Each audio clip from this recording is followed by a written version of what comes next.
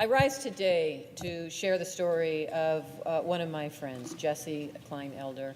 Jessie and her husband own and operate one of Reno's most successful businesses. It's the Under the Rose Brewery.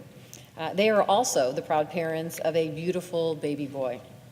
Jessie, her family, and her business are doing great. But when I met Jessie last year, she told me that her path to this point in life had not been easy.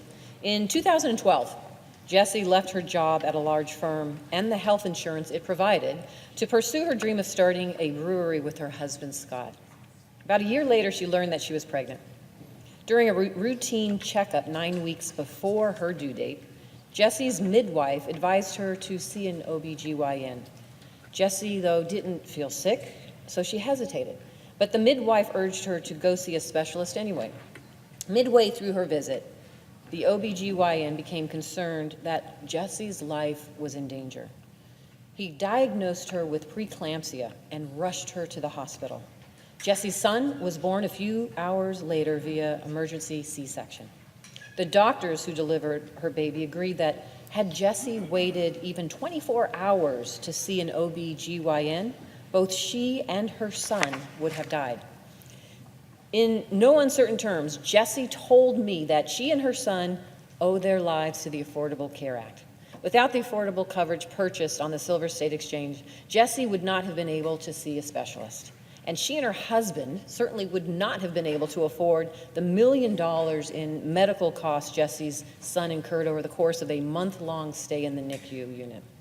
Jessie's son is now a happy, thriving toddler, but he has a medical issue that interferes with his growth. Jessie and her husband, Scott, fear that President Trump's efforts to roll back protections for people with pre-existing conditions will make it impossible for them to afford their son's health insurance. Donald Trump has not yet been able to get the support in Congress he needs to repeal protections for people with pre-existing conditions, but he has taken steps to circumvent the will of Congress and hack away at these protections bit by bit. In August, he signed an executive order expanding access to what are called junk plans. These are health insurance plans that don't cover essential services like pre-existing drugs, emergency room visits, or maternity care.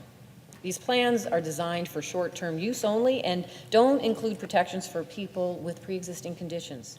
That means if you go to sign up for one of these plans and you are a cancer survivor or a pregnant woman or a war veteran, you could be charged a higher rate. It also means you could be forced to pay tens of thousands of dollars out of pocket for the care you receive in an emergency.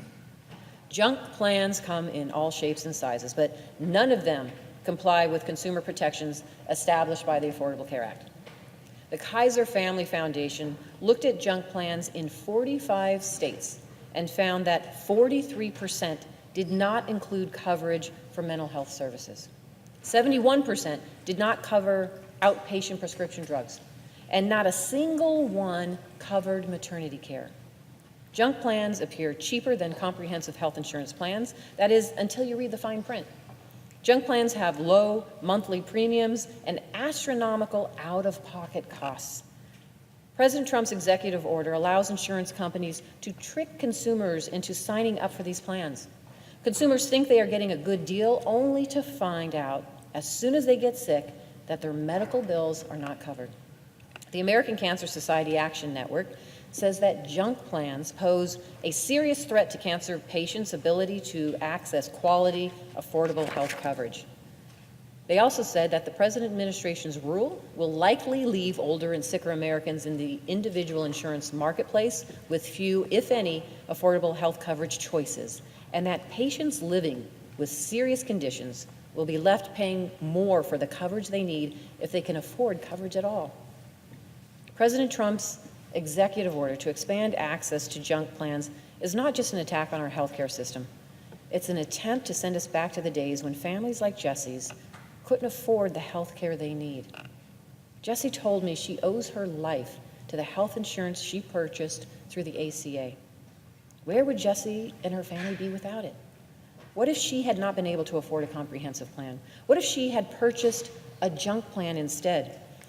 1.2 million Nevadans live with pre-existing conditions. That's nearly 1 in 2.